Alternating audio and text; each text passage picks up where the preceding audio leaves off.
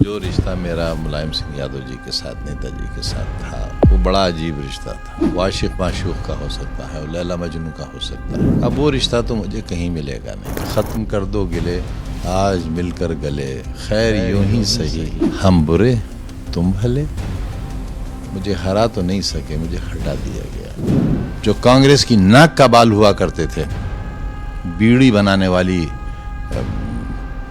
Branches कहलाती हैं, उसके धूल भरे टाट पर बैठने के लिए मजबूर किया था मैंने कि अगर वोट लेना है तो यहां मैं बैठता हूं, यहीं तुम बैठोगे। और वोट देने वाले भी यही कहते थे। जिन्होंने बड़े बड़े किले बनाए थे उनको भी बहुत गलतफहमियां थी कि ये किले नहीं टूट सकते। सैकड़ों साल फिर अंग्रेजों की गुलामी सही न सही, हमने कहाँ रहे मुगल। किले वालों की गलतफहमियां भी दूर हुई थी। और अब जिन्होंने अपने किले बनाए हैं वो किलों का कोई जिक्र न करें तो ज्यादा अच्छा है। यहां से अगर कोई जीता है तो उसका मतलब ये ना निकाला जाए कि मैं हारा हूं, ना, बात बहुत बिगड़ जाएगी। कोर्ट के आदेश से जेल से रिहाई के बाद यूपी की सियासत में एक अलग रसूख रखने वाले सरकार के पूर्व मंत्री और समाजवादी पार्टी के कद्दावर नेता आजम खां को लेकर तरह तरह के कयास लगाए जा रहे हैं कि उत्तर प्रदेश की राजनीति में इनका अगला कदम अब क्या होने वाला है। ज़्यादा बातचीत के लिए इस वक्त मेरे साथ खुद मौजूद हैं आजम खां। सर, इस सवाल पर मैं आऊँगा बाद में, लेकिन सबसे पहले चूँकि देखा जाए तो 22 महीने बाद आप जेल से बाहर निकले हैं और किसी भी इंसान के लिए 2 साल तक जेल की चारदीवारी में रहना आसान नहीं होता है।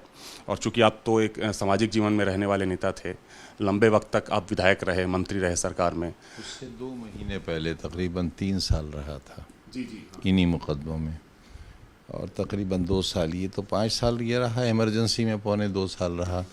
तो ट्रेनिंग तो उस वक्त हो गई थी, लेकिन उस वक्त थोड़ी आदमियत बाकी थी, अब वो भी नहीं रही।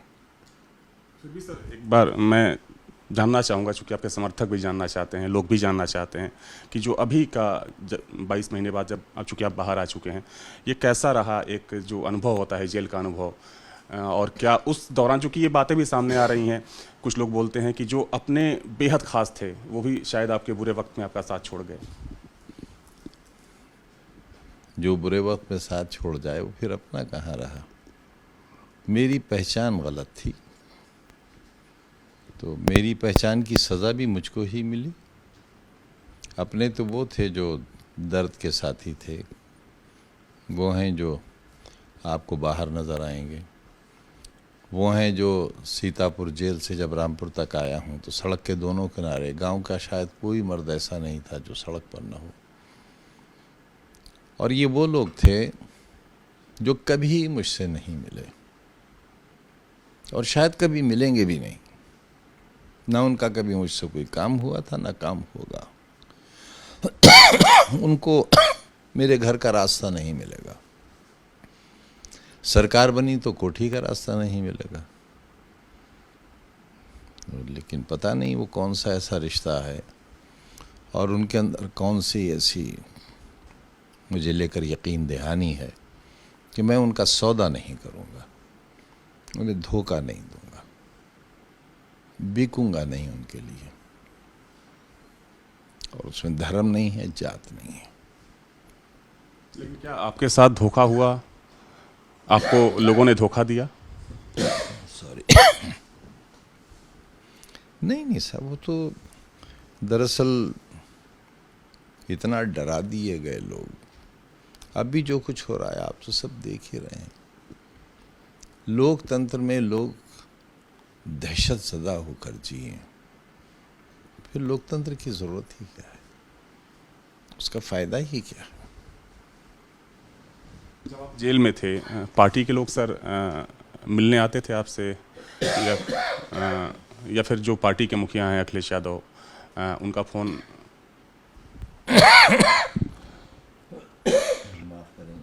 ठीक है सर, तबीयत थोड़ी सी आपकी ख़राब लग रही। जी, आए थे मिलने।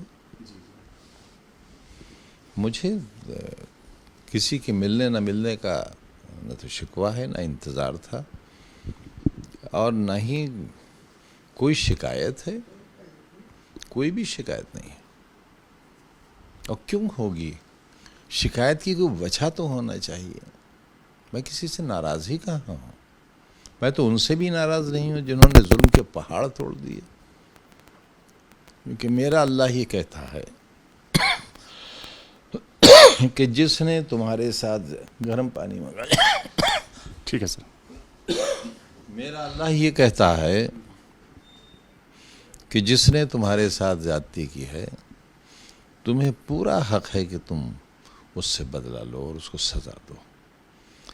लेकिन सबसे बेहतर और अफजल बात यह है कि तुम उसे मेरे ऊपर छोड़ दो, और तुम जानते हो मुझसे बेहतर बदला तुम नहीं ले सकते, मुझसे बेहतर सज़ा तुम नहीं दे सकते। तो जिसे मैं खुद अपना मालिक मानता हूँ, मैंने सब कुछ अपने मालिक पर छोड़ दिया है, अब फैसला उससे लेना है। 8 तारीख को सर सपा के जो मुखिया हैं अखिलेश यादव आपसे मिलने रामपुर आने वाले हैं, और चूंकि इसको लेकर काफ़ी चर्चा भी हो रही है। जेल से आप जब बाहर आए, बातचीत हुई फ़ोन पर उनसे? मेरी इज्जत अफजाई होगी, तशरीफ लाएंगे तो। पार्टी के मुखिया हैं, हम सबके नेता हैं, और गरीब वर्कर के यहाँ उनका आना मेरे लिए बाइज्जत होना है, खुशी का बायस है। तो बहुत उनका स्वागत, उनका धन्यवाद। सर आप जब जेल से बाहर आए तो एक मीडिया रिपोर्ट्स में मैंने देखा, हालांकि आपको बोलते हुए नहीं सुना, कई जगह वो खबर छपी भी थी कि आपने कहा कि मुख्तार अंसारी की मौत के बाद आप वहाँ पर रोटी के साथ अचार खाने लगे, क्योंकि आपको डर था कि कहीं जहर ना दे दिया जाए सब्जी में। हो गया। हाँ, डर नहीं था मेरा। कुछ बातें ऐसी थी जो जेल की मैं बता नहीं सकता। मुझे उतना प्रताड़ित नहीं किया गया जितनी इंस्ट्रक्शंस थी, जितना उन पर दबाव था। तो मैंने एहतियात शुरू की थी, और कुछ नहीं। अपने तौर पर अपनी खाने पीने का ख्याल रखता था। तो खाना क्या, खाना तो जेल का ही सर खाना होता होगा। देखिए, जेल का खाना तो आप तो क्या, आपका जो गली का कुत्ता होगा वो भी नहीं खा पाएगा, वो आवारा कुत्ता, वो भी नहीं खा पाएगा। लेकिन बंदी खाते हैं, क्योंकि उसके अलावा कोई रास्ता ही नहीं है। सर आपके चाहने वाले, जो आपके समर्थक हैं, जो आप पर पैनी नज़र रखते हैं, वो अब इस बात का इंतज़ार कर रहे हैं, या फिर उन्हें इंतज़ार है कि आज़म खां कुछ बोलें, अपने अगले कदम के बारे में बताएं? हालांकि आप समाजवादी पार्टी के संस्थापक सदस्य रहे हैं, मुलायम सिंह यादव के साथी रहे हैं, और चूँकि हमने तस्वीर भी देखी जो आपके बैठक खाने में वो तस्वीर लगी हुई है, कि जब आप जेल से बाहर आए तो समाजवादी पार्टी के दफ्तर के बाहर हम लोगों ने लखनऊ में तो देखा है कि तमाम बधाइयों के पोस्टर लगे थे। एक दो पोस्टर सर हम लोगों ने कांग्रेस दफ्तर के बाहर, जो मॉल एवेन्यू में कांग्रेस का ऑफिस है, वहाँ भी देखा, और जो पोस्टर लगाने वाले थे वो सपा के कार्यकर्ता नहीं थे, वो कांग्रेस के कार्यकर्ता थे, जिन्होंने आपकी रिहाई पर मुबारकबाद दी, धन्यवाद दिया। तो तमाम तरह के कयास लगाए जा रहे हैं, कई लोग बात कर रहे हैं कि आप इस पार्टी में जा सकते हैं, कोई नई पार्टी शुरू कर सकते हैं। इस पर सर क्या करना चाहेंगे? देखिए, ये तो सभी को मालूम है कि हमारा गठबंधन भी है और इंडिया अलायंस का हिस्सा भी है समाजवादी पार्टी। और अगर हम 47 के बाद से लेकर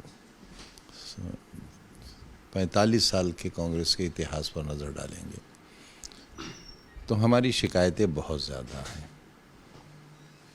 लेकिन उन शिकायतों का कोई हल नहीं है। कई नस्लें गुजर चुकी हैं। अब ज़रूरत इस बात की है कि हम उन तल्ख दिनों को भूलकर एक नए रास्ते की तलाश करें, और तलाशी न करें, एक नया रास्ता बनाएं, ताकि मुल्क बच सके, मुल्क वाले बच सकें। सुप्रीम कोर्ट ने अयोध्या डिस्प्यूट पर जो फैसला लिखा है वो आप पढ़ें। उसमें सिर्फ लास्ट पैराग्राफ में ये कहा गया है कि ये सब सही है, लेकिन क्योंकि आस्था का सवाल है, तो क्या किसी मुसलमान ने ये कहा कि हम आज भी दावेदारी करते हैं बाबरी मस्जिद पर? किसी ने नहीं कहा। ये वायदा था हमारा, मैं तो कन्वीनर था एक्शन कमेटी का, स्टेट का भी और राष्ट्रीय कमेटी का भी, कि अदालत जो फैसला करेगी हम वो मानेंगे।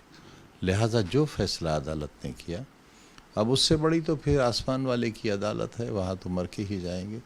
लेकिन दुनिया की अदालत के फैसले को मानने के लिए तो हम वचनबद्ध थे और हम उस पर पूरे उतरे।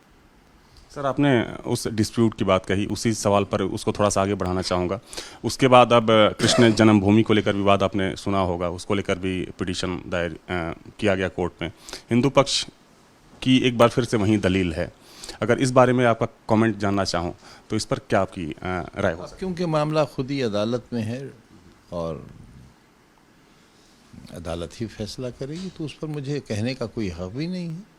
लेकिन बेहतर बात यह है कि बहुत नुकसान हो गया, रिश्तों का बहुत नुकसान हो गया। हम एक परिवार फिर से बनने की कोशिश करें। हमने अपने घर में जो दीवारें खड़ी कर ली हैं उन्हें गिराने की कोशिश करें, बल्कि उन ईंटों पर प्लास्टर न करें, उनको गिराने की कोशिश करें। सर, एक सवाल बड़ा महत्वपूर्ण है और चूंकि हम लोग इंतज़ार करते हैं कि जब आपसे ये बातचीत हो तो वो सवाल ज़रूर आपसे पूछा जाए। जो बीते 6-7 साल का दौर रहा, इसमें एक बात निकल कर सामने आई कि शायद आपके बीच में और समाजवादी पार्टी के बीच में कुछ दूरियां पैदा हो गई हैं। और जब हम लोग रामपुर आते हैं, क्योंकि आपके कई कार्यकर्ताओं से, आपके समर्थकों से जब बात होती है, हम लोग पूछते हैं कि आप लोग लखनऊ आते हैं कि नहीं, लखनऊ में आप लोग दिखते नहीं हैं। तो बोलते हैं कि जब हमारे नेता ही नहीं है लखनऊ में तो हम जाकर क्या करेंगे। तो इस चीज़ को पहले भी रामपुर वाले कभी नहीं गए। जब जब सरकारें रहीं तो एक रामपुर वाला भी लखनऊ नहीं जाता था, इसलिए कि उन्हें जाने की ज़रूरत ही नहीं थी। चेहरा किसी को दिखाना नहीं था। लूट मार यहाँ हो नहीं सकती थी, न तहसील में न थानों में। यही छोटे छोटे काम होते हैं लोगों के। अस्पताल में इलाज होता था, तहसील में ईमानदारी से काम होता था, थानों में ज़्यादती करने की किसी की हिम्मत नहीं होती थी। तो क्यों जाएंगे? इनकी आदत ही नहीं पड़ी, ये उस रास्ते को जानते ही नहीं। लेकिन जब लखनऊ वाले यहाँ आते थे या आते हैं या आएंगे तो उनके सम्मान में कोई कमी नहीं रही। नेताजी का जन्मदिन रामपुर वालों ने ऐसा मनाया कि बरतानिया की मलका का ऐसा जन्मदिन नहीं मनाया जा सकता। और ये बात उन्होंने कही कि अब मेरी ज़िंदगी में ये दिन कभी नहीं आएगा। तो माना जाए कि जो 8 तारीख को अखिलेश यादव आ रहे हैं, उनके सम्मान की तैयारी रामपुर के लोग जो हैं वो कर रहे हैं। उस तरह का तो प्रोग्राम नहीं है, वो तो सिर्फ शायद मेरी तबीयत पूछने के लिए आ रहे हैं। तो जाहिर है वो एक संजीदा कार्यक्रम है, तो उसकी संजीदगी बहाल रहनी चाहिए। लेकिन सर, आपकी नाराज़गी को लेकर चूँकि एक लंबा गैप हो गया आपसे बातचीत, पानी सर ले लीजिए।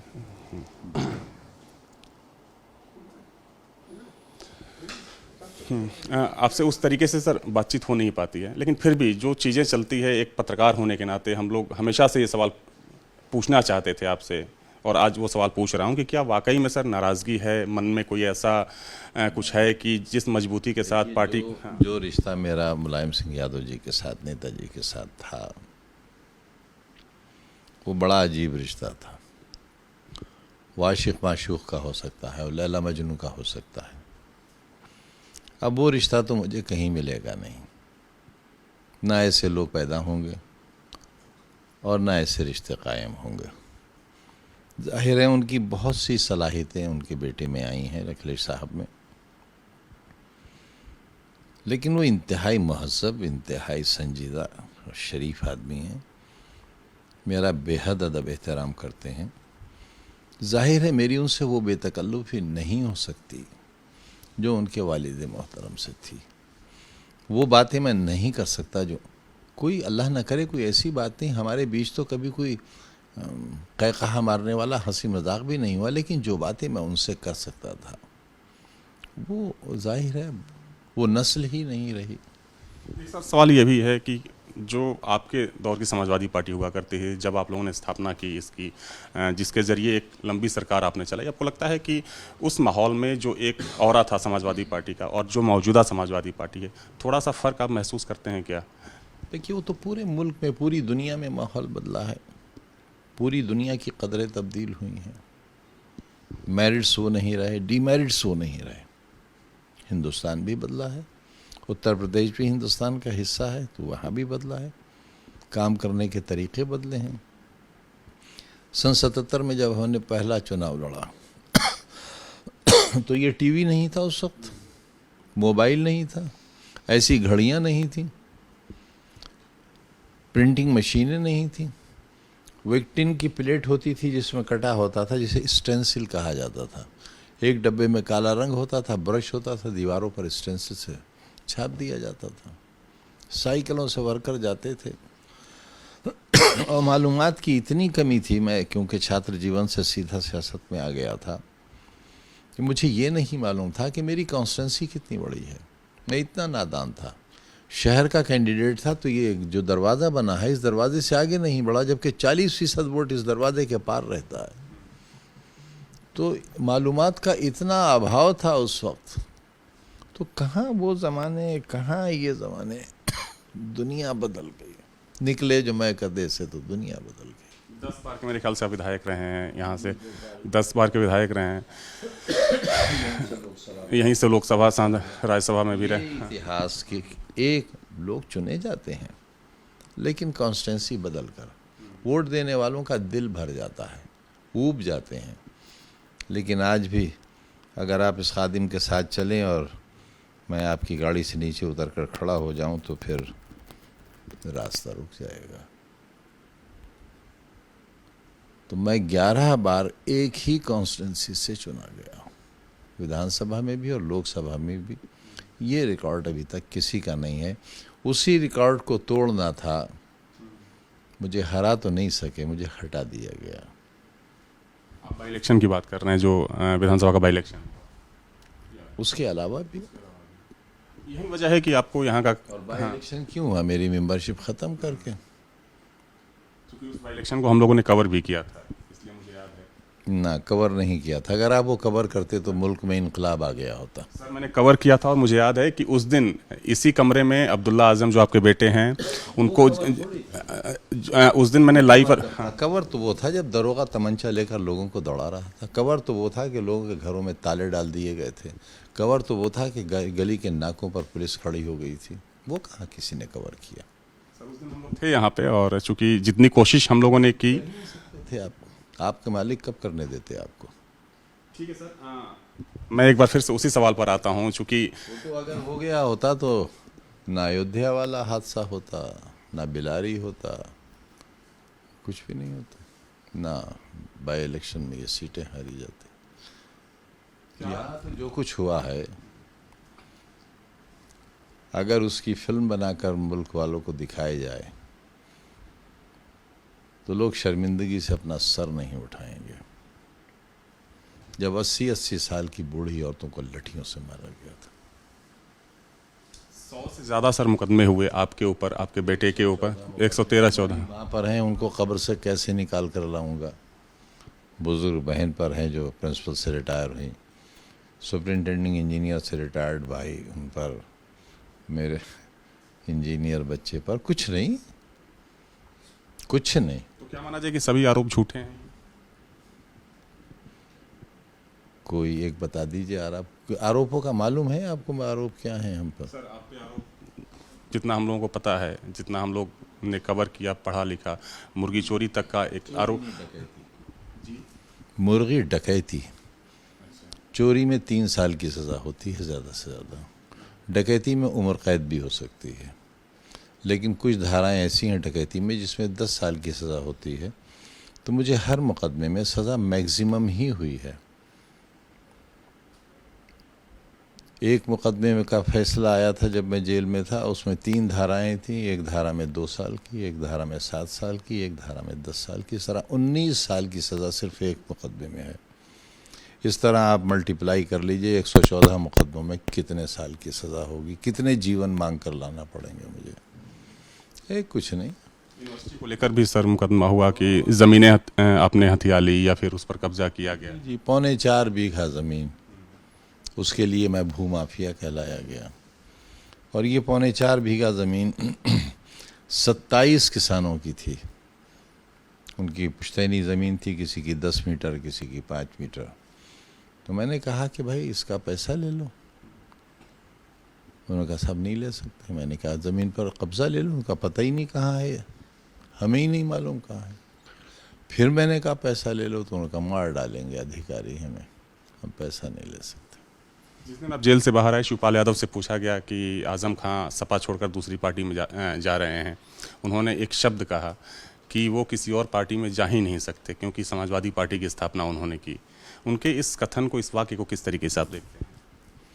देखिए, मैं जा तो नहीं सकता, ये सच है, लेकिन निकाला तो गया हूँ ना एक बार, तब भी मैं संस्थापक था। निकाला तो गया हूँ ना, और निकाला किसके लिए गया हूँ? अमर सिंह साहब के लिए और जयप्रदा जी के लिए। तो हैसियत तो मेरी ये है, हैसियत तो मेरी ये है। उस वक्त भी तो संस्थापक था मैं,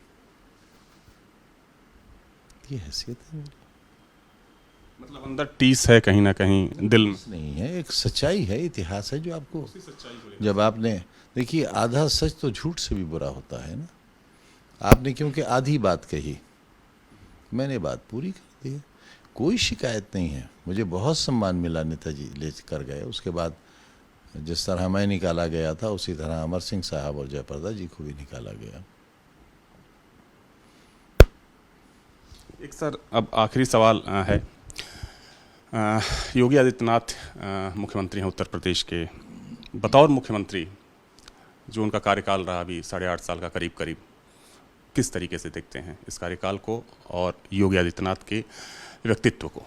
अब देखिए, 5-6 साल तो हमारे जेल में ही गुजरे और बाकी के 2 साल हम तो क्या कहते हैं, फरारी में गुजरे। तो ये पता नहीं चल सका कि राजनीति में हुआ क्या है, हो क्या रहा है। बस ये पता चला कि हमारे घर के दरवाजे पर पुलिस खड़ी है, नोटिस चिपकाए जा रहे हैं, ढोल बज रहा है, इतना। सरकार बने हुए मेरे ख्याल से 6 महीने या 1 साल हुआ होगा। हम लोग तिलक हॉल के बगल वाली जो गैलरी जहाँ से आप लोग अंदर जाते हैं विधानसभा में, जहाँ से हम लोग फोटो लेते हैं, फोटोग्राफर, हम लोग सामने खड़े थे। सीएम जा रहे थे, आपकी भी एंट्री तभी हुई। आप सीएम का हाथ पकड़ते हैं, फिर सामने आते हैं कैमरे के, हाथ मिलाते हैं और फिर आप लोग दोनों भी हाथ बढ़ा था, हमारा भी बढ़ा था, और ये इतना लिहाज उनको भी था और हमको तो जाहिर है आफ्टर ऑल सीएम ही होते हैं, वो कोई भी हो। और मेरे साथ तो बहुत सीएम रहे। आप सोच सकते हैं 50 साल में कितने सीएम आए गए होंगे।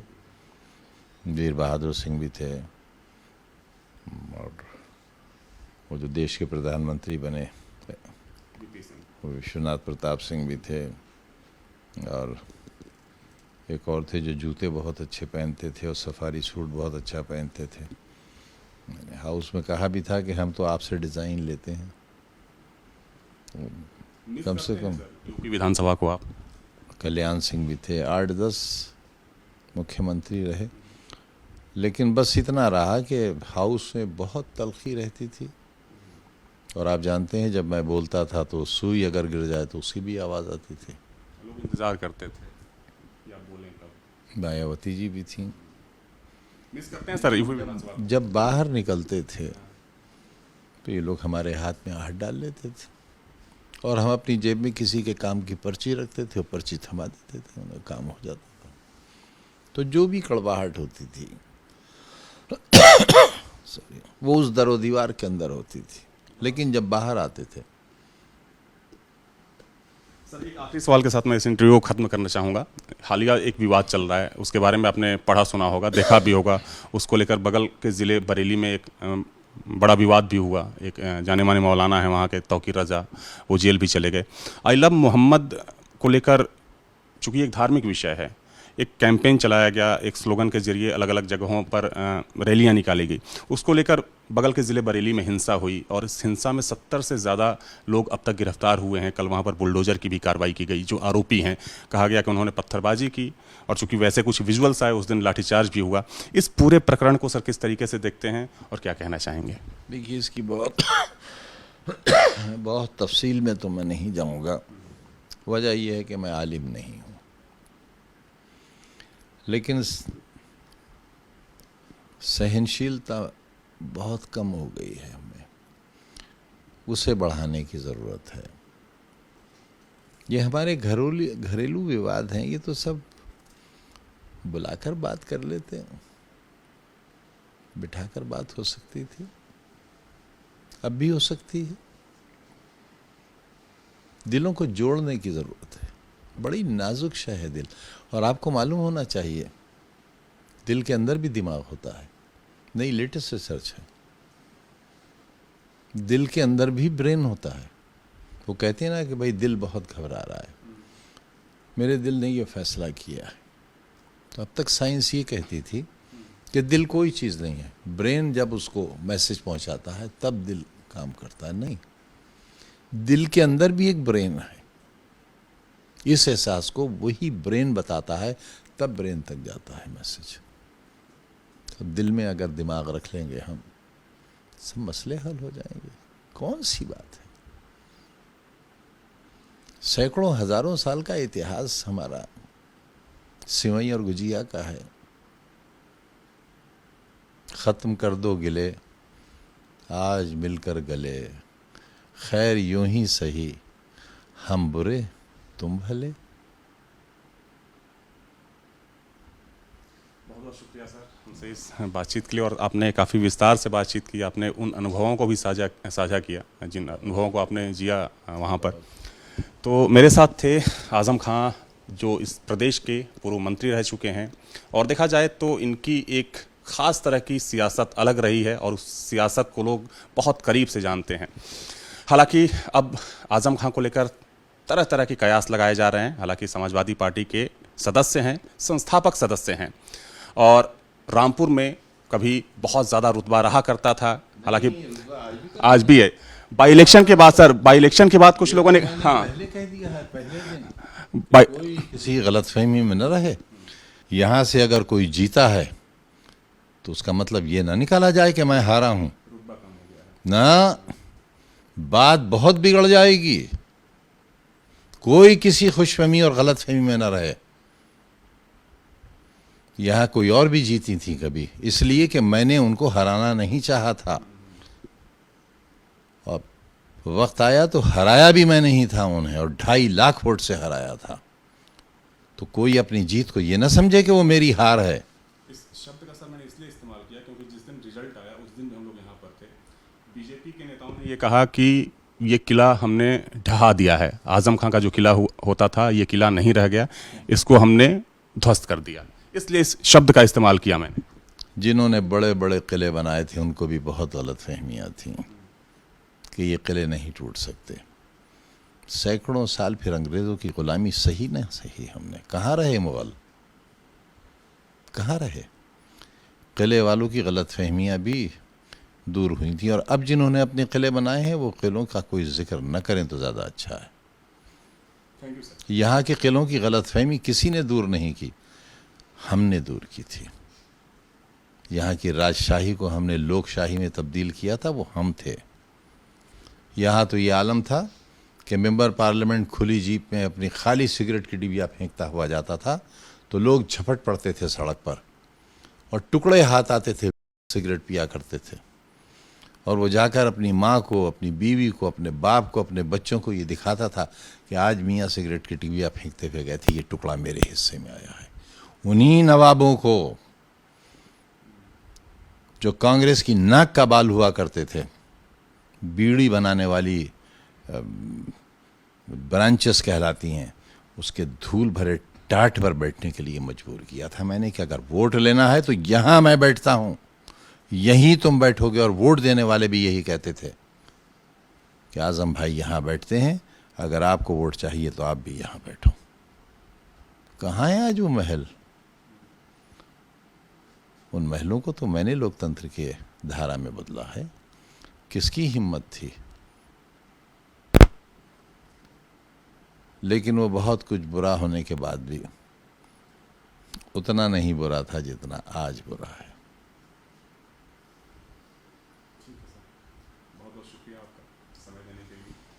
तो कई मुद्दों पर हमसे खुलकर बातचीत की है आज़म खां ने। हालांकि ये जो चर्चाएं हैं कि आज़म खां समाजवादी पार्टी में रहेंगे, नहीं रहेंगे, कहीं अलग जाएंगे या नहीं जाएंगे, हालांकि इन मुद्दों पर भी इन्होंने अपनी राय जाहिर कर दी, लेकिन ये चर्चाएं हाल फिलहाल थमने वाली नहीं हैं।